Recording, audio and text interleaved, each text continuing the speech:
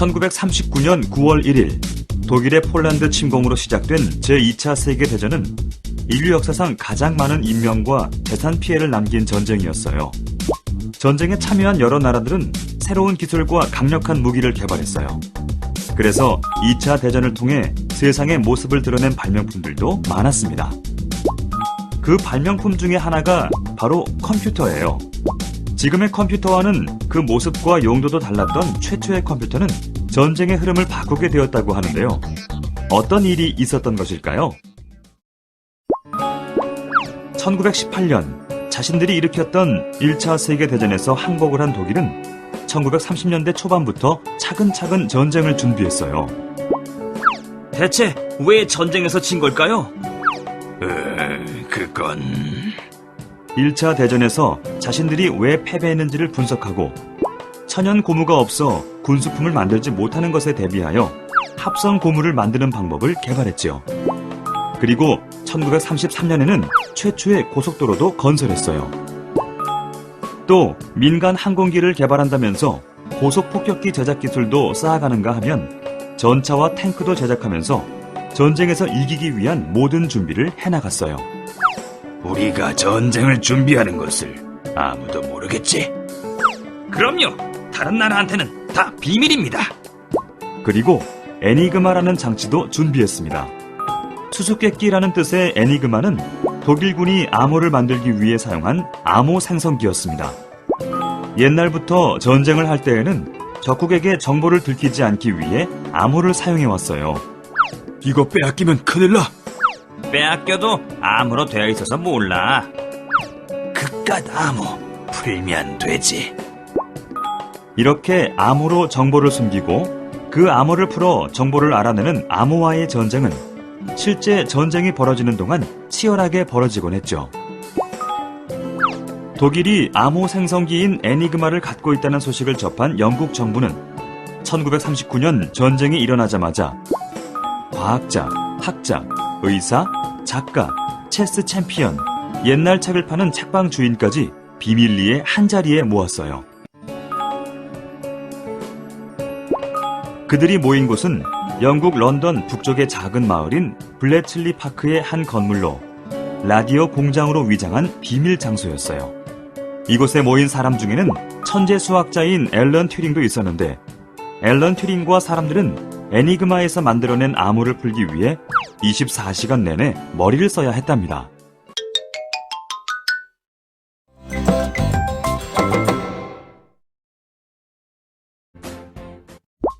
(1939년 9월 1일) 독일의 폴란드 침공으로 시작된 제2차 세계대전은 인류 역사상 가장 많은 인명과 재산 피해를 남긴 전쟁이었어요. 전쟁에 참여한 여러 나라들은 새로운 기술과 강력한 무기를 개발했어요. 그래서 2차 대전을 통해 세상의 모습을 드러낸 발명품들도 많았습니다. 그 발명품 중에 하나가 바로 컴퓨터예요. 지금의 컴퓨터와는 그 모습과 용도도 달랐던 최초의 컴퓨터는 전쟁의 흐름을 바꾸게 되었다고 하는데요. 어떤 일이 있었던 것일까요? 시간이 부족해. 수십 명이 매달려도 안 돼. 애니그마에서 만들어낸 독일군의 암호는 풀기 매우 어려웠는데 애니그마에서 암호로 만들어낼 수 있는 조합은 수억 개가 넘었기 때문이었죠. 24시간 수십 명의 사람들이 매달려도 그 암호를 풀려면 200만 년이 걸릴 일이었어요. 이런 상황에서 전쟁은 독일의 승리 쪽으로 굳어져 가고 있었어요. 독일 잠수함이 언제 여기까지 왔지? 우리 식량! 최강 함대를 자랑하던 영국군은 소리 없이 빠르게 움직이는 잠수함 유보트에 의해 침몰당하기 일쑤였고 미국에서 보내오는 구호식품이 실린 배도 무사하지 못했어요. 영국의 군인과 국민들이 죽어가고 있어. 암호를 더 빨리 풀어주시오. 애니그마에서 만들어낸 암호는 복잡해 시간이 많이 걸립니다. 그럼 이번 전쟁에서 우리가 질 거란 말이오. 아닙니다. 기계로 암호를 만들었다면 우리도 암호를 푸는 기계를 만들어야죠. 1940년 튜링은 봄베라는 전자계산 기계를 만들어 독일군의 암호를 풀 수 있게 되었지만 독일군은 이 사실을 알고 암호 체계를 더 복잡하게 만들었고, 결국 봄배를 이용해도 암호를 풀기 위해서는 하루가 좋게 걸렸어요. 한편 독일군은 승승장구하며 유럽을 점령해 나가고 있었어요. 앨런 튜링은 봄배로 애니그마를 상대할 수 없다는 것을 알게 되었습니다. 봄배는 자료를 저장하지 못해 매번 처음부터 암호를 다시 해독해야 했기 때문이죠.